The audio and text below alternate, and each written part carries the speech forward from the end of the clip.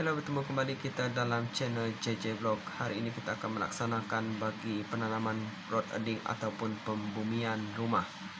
Jadi kita menggunakan kabel jenis Merlin 16 mm yang dapat kirim 400,5 ke 700,5 botan, yang dikenali juga sebagai kabel yang berkualiti selain daripada mega, berat dan tebar. Jadi customer kita menghadapi masalah panahan petir selama beberapa bulan sebelum kita sampai. Jadi telah terjadi 2 peti sejuk telah terkorban akibat panahan petir, mengalami kerugian ribuan ringgit. Jadi di sini kita akan terus tarik kabel erding daripada DB 3 fasa menuju ke tapak lokasi semaian cili di belakang kebun. Jadi ini adalah laluan menuju ke tapak semaian belakang ataupun kawasan kebun, di mana pernah kita siarkan dalam video sebelumnya dalam projek naik taraf kotak agihan utama dan pendawaian lampu, penaflow dan soket. Ini adalah soket Swiss yang kita buat, jarak dalam 2 meter lebih. Alasan kita buat tinggi adalah kerana tempiasan hujan dari sebelah kiri kita. Kalau ikat kemunasabah dalam 5 kaki saja sudah cukup memadai ketinggian Swiss. Jadi di sini kita lihat penaflow yang kita gunakan semalam, yang sangat berjasa kepada kita dalam melaksanakan tugas semasa penarikan kabel-kabel erding semalam untuk membuat pencahayaan bagi kita. Jadi di sini saya telah sediakan tour untuk tim kita buat kerja pada petang ini. Sekarang dalam jam 3 ke 4 petang.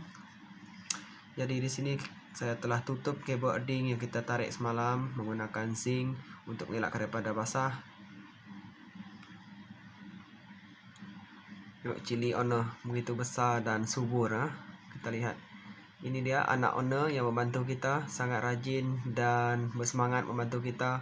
Contoh yang baik bagi anak-anak di luar sana, daripada bermain gadget, ada masa lapang dia boleh mendapatkan pengalaman dia masa kecil. Jadi tim kita sedang memindahkan benih-benih semaian ke tapak semaian baru. Kita akan bersihkan kawasan ini untuk melaksanakan kerja-kerja penanaman rod erding sebentar lagi. Jadi sini kelihatan banyak pokok-pokok cili yang perlu kita alihkan. Jadi di sini tadi telah saya buat satu lubang konkrit untuk menanamkan chamber konkrit bagi erding. Ini adalah main chamber. Kita menggunakan sistem konkrit.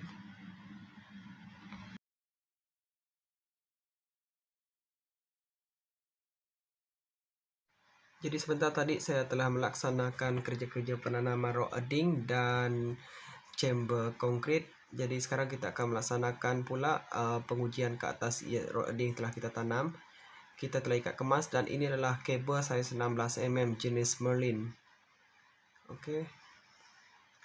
Jadi di sini ada rod erding yang sepanjang 5 kaki lebih. Kita juga boleh menggunakan pipe galvani, tetapi lebih elok sekiranya kita menggunakan tembaga jenis ini untuk mendapatkan nilai rintangan yang lebih kecil atau lebih rendah yang berada di pasaran. Satu batang dalam belasan ataupun puluhan ringgit untuk satu batang, mengikut tempat lokasi masing-masing lah. Jadi kita menggunakan meter yang mampu milik, digital earth tester kita gunakan untuk pengujian. Ini juga sangat berguna kepada kita. Setiap warna mewakili spike masing-masing yang jaraknya adalah telah ditentukan oleh kilang mengikut pembuatannya. Tim kita sudah tanam spike di tanah hujung sana. Setelah kita membuat pengujian, kita dapati bacaan meter kita masih dalam lingkungan lebih daripada 10 ohm. Jadi kita terpaksa tanam lagi kepada sub chamber ataupun lagi sub rod di sebelah kiri kita. Dalam beberapa batang lagi rod masih kita belum tanam. Jadi untuk menghadapkan penggunaan tanah, kita terpaksa kurangkan panjang meter.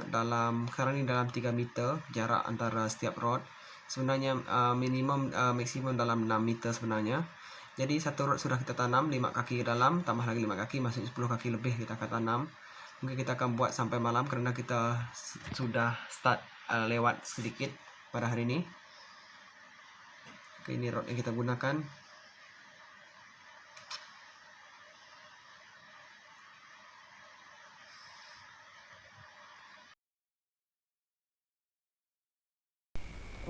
Selamat malam. Akhirnya kita siap pada malam ni. Kita dapat reading yang baik. Jadi main chamber kepada rod yang kedua rod yang ke-3, ke nomor 4, nomor 5, nomor 6.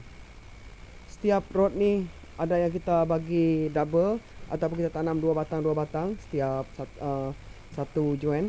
Jadi jarak ke sini kita terpaksa kurangkan sebab kita mengambil kira keadaan keadaan kuasaan tanah yang terlampau kecil. Jadi kita terpaksa beri setiap join kita bagi dalam 3 meter 3 meter. Jadi semua ni dalam lingkungan dekat 9 meter lah semua jarak kita. Jadi tadi kita sudah ambil reading. Kita sudah buat test menggunakan meter. Okay, digital earth tester. Bacaan. Okay. Jadi bacaan sekarang ni adalah di bawah 10 ohm, 2.13. Okay, seperti yang kita lihat di sini.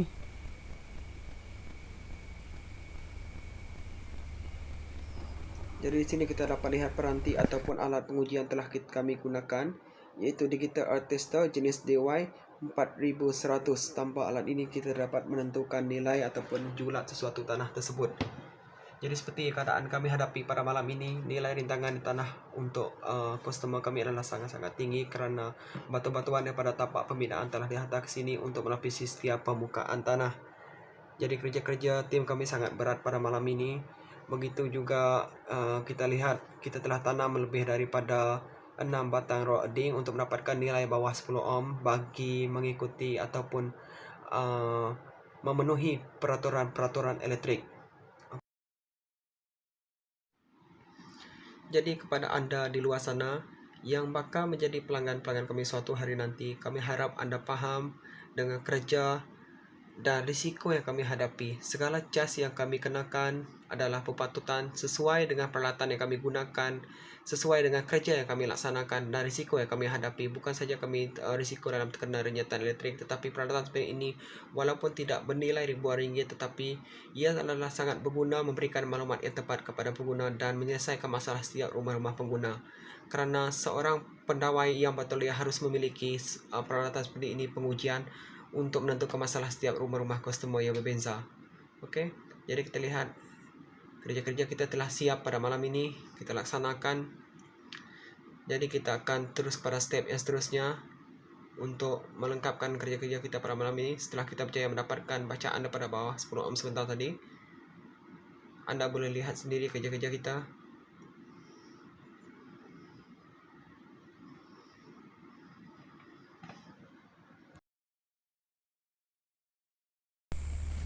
Oke, sekarang kita proses untuk menyimpan arang.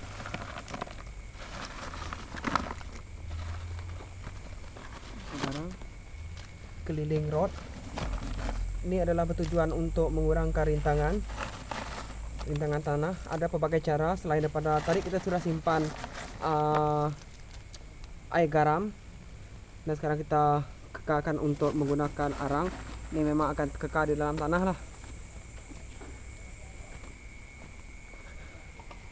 Dan selain juga kita boleh menggunakan sepuk besi juga.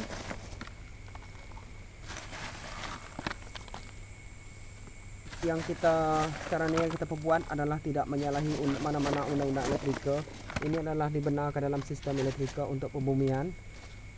Ini adalah cara-cara untuk mengurangkan segala rintangan tanah yang kita hadapi lah. Selain kita menanam rod dalam pelbagai cara. Okey. Selanjutnya kita pada rod yang ketiga.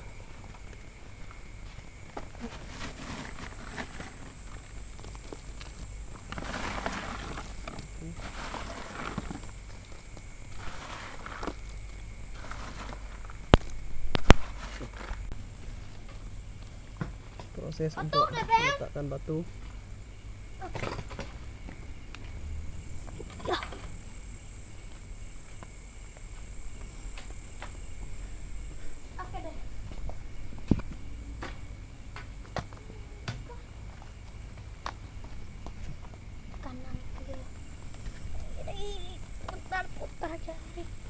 Jadi batu kita letak di semua sebelah tepi untuk menandakan bahawa di bawah ni ada barang. Kita manfaatkan batu binaan. Mula-mula tadi kita perancangan menggunakan batu yang baru, batu bata yang baru. Tapi melihat batu peminaan banyak di sini, kita guna pakai balik lah. Saya sekali lagi bersama tim pada pagi ini datang memeriksa keadaan tempat di mana kita melaksanakan kerja-kerja pendawaian semalam ataupun pelaksanaan penanaman rod edding. Ini adalah chamber utama menuju ke kotak agihan 3 pasar dan seterusnya looping kepada rod nomor 2, nomor 3, nomor 4 dan nomor 6. Setelah itu kita semalam telah kemas kembali permukaan yang telah kita gali menggunakan tanah dan ratakan kembali. Okey. Jadi kepada anda di luar sana yang sering menghadapi kerosakan peralatan elektronik akibat daripada panahan petir dan menanggung kerugian ribuan ringgit daripada memperbaiki dan membeli peralatan tersebut, sebenarnya punca masalah yang anda hadapi sebenarnya adalah rintangan pembumian yang tidak betul ataupun terlampau tinggi melebihi 10 ohm seperti mana yang telah ditetapkan oleh peraturan elektrik. Jadi anda boleh menghubungi saya di nombor pesi yang tertera ataupun Hikmat pendawai-pendawai yang bertauliah yang lain. Jadi jangan lupa follow saya, JJ Blog dan tim Moyaman Enterprise. Saya memiliki pertauliahan daripada EAU Sarawak dan Suruhanjaya Tenaga. Sekian, terima kasih.